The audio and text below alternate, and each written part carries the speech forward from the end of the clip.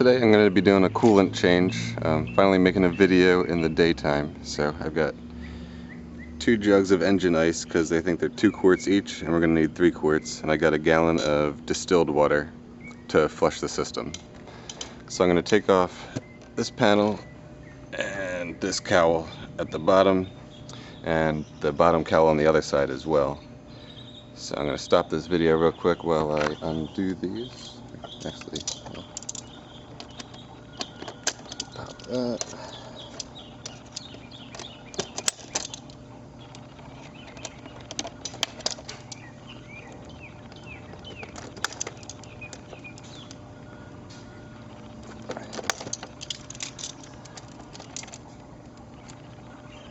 And you also have to get the rivets on the inside. So I'm going to stop the video real quick while So when you finally get to this point, you'll notice, as I just did, that Yamaha put their coolant fill cap in a not so easy place to get to. So I had to go and take off the ram air tube as well. It's pretty straightforward. The only little tricky piece is this one pop rivet will be underneath here, and that's the only not terribly obvious piece, but otherwise it's just, I took off the plastic piece first, took off the rubber boot, and then disassembled backwards, and eventually I get this mess. So I'm going to continue, now that I have a clear access to the fill cap, I'm going to continue taking off the lower cowls so that we can drain it from the other side. So now I've taken off the lower fairing on this side. You can leave the side cowl still attached. Just undo these 2 and the third one that connects there. So I just pulled that right off. And now we can see the coolant drain plug right here. We'll take this off later to drain all the coolant out, but for now I'm just gonna take off the coolant reservoir cover and see what we've got underneath there. So to get the cover off, just took off these 2 bolts, and now it looks like, just to make our lives fun, we've got these 2 to take off to get the reservoir off, just so we can dump it and fill it with some newer stuff and clean it all out. So I'm going to go ahead and take these 2 off and get back to you after that. So I took off those 2 bolts like I said, and it looks like this will just slide on out of here.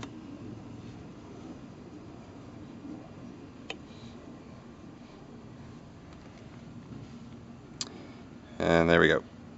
I'm going to go ahead and clean this sucker out.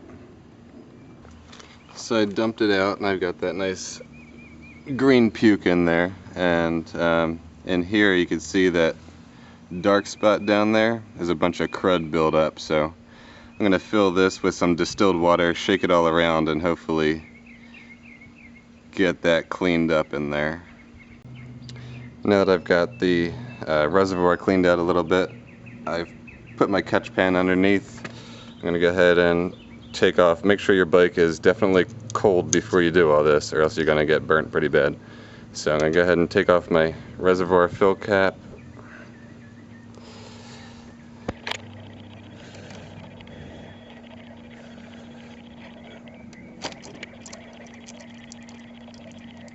Oops.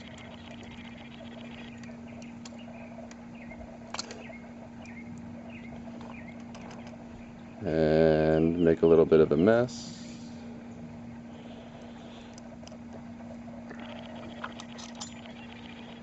And then go around the other side again and take off that that drain nut right here, and I'll get back one up. So I took that off, and now we've got our nice little stream of green coming on out. We're going to let that drain completely, and then start to flush it with some distilled water. Now that the stream is pretty much stopped, I'm going to go ahead and start running the distilled water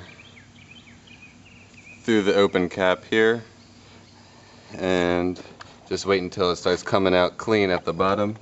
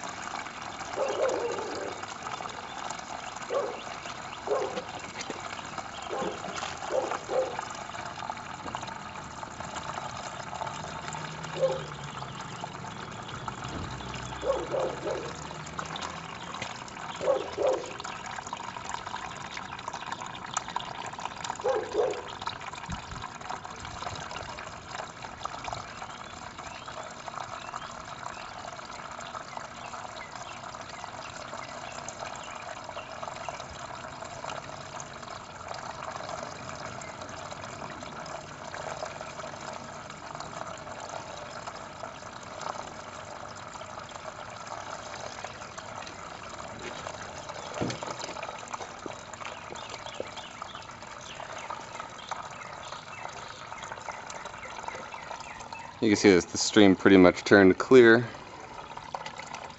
So now I'm just going to let that finish. Used up most of my distilled water here, so I'm going to let that finish, and then I'm going to put the drain bolt back on and start filling it with the engine ice. I'll get back to you at that point.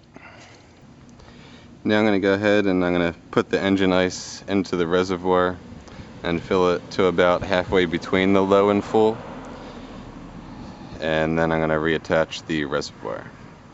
The reason I'm doing halfway between is just in case when we're running it the first time, if anything comes out, I don't want it to get too full, but if need be, I will fill it at that point. So I got my coolant reservoir back in place. You can see the line I chose right there. If need be, I'll put some more back in when we're done. But for now, I'm going to leave it right there. Drain plug is reinstalled.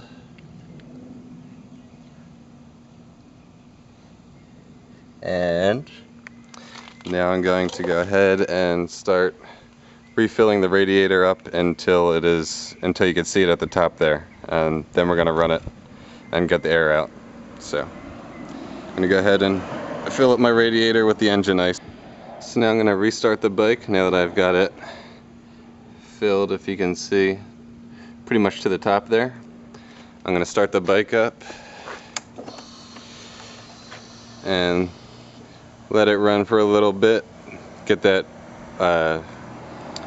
radiator fluid to drop down a little bit, get all the air out, and then I'll refill it and top it off again.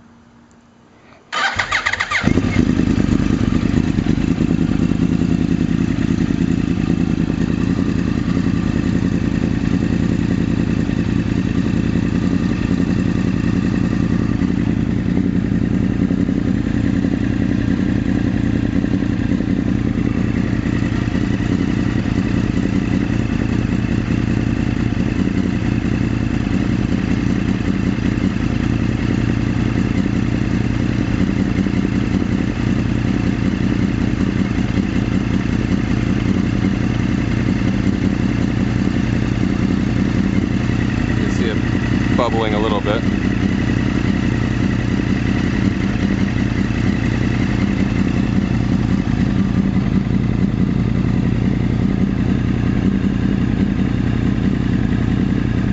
You can see the temperature climbing.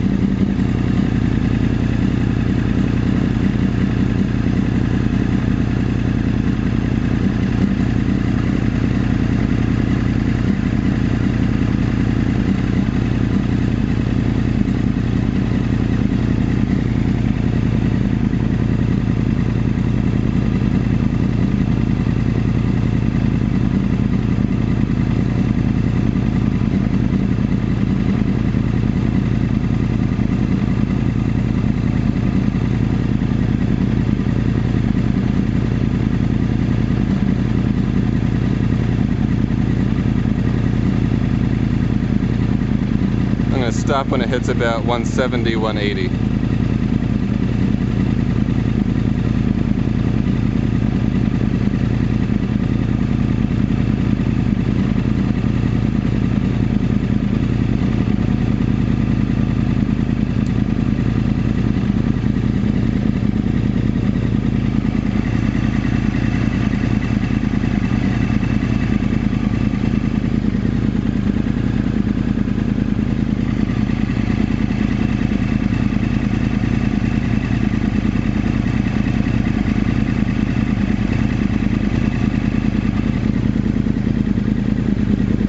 Got 170 now.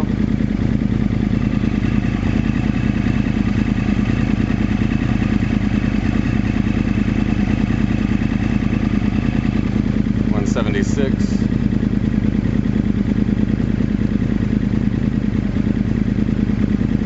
$178.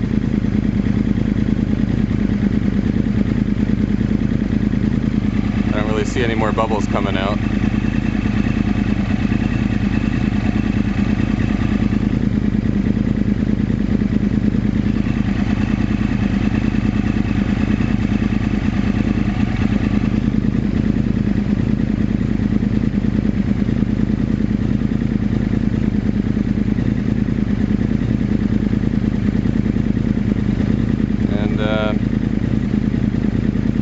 There we go. Now we got some bubbles coming.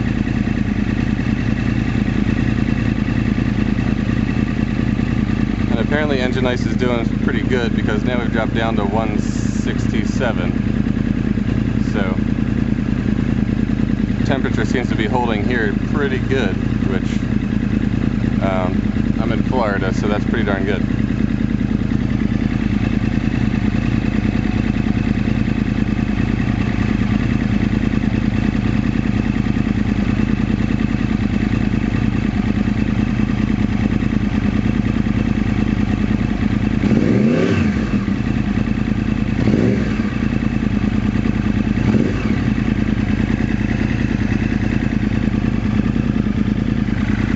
A couple revs and the coolant went ahead and disappeared.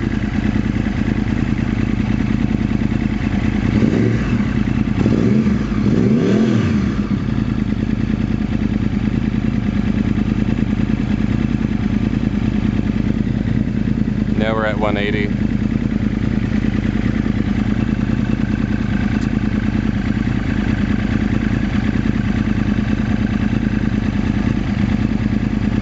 $187. 189. I'm going to go ahead and stop about now and re-top it off. So now we're all topped off again. Keeps draining slowly, or getting less in there very slowly, and I've just been topping it off until it seems to stabilize, and then I'm going to go ahead and put the cap back on and start putting all the fairings back on. Now putting it all back together, I got the lower cowls on, lower fairings, and just put this piece on with this bolt and this bolt. Next I'm going to grab the back section of the air tube, pop it right in there. When you get the back piece on, remember there's the fatter pop rivet that goes on underneath. That's the only piece for this section. Then I'm going to go ahead and put back on the rubber tube. It's going to pop right into there and right in place.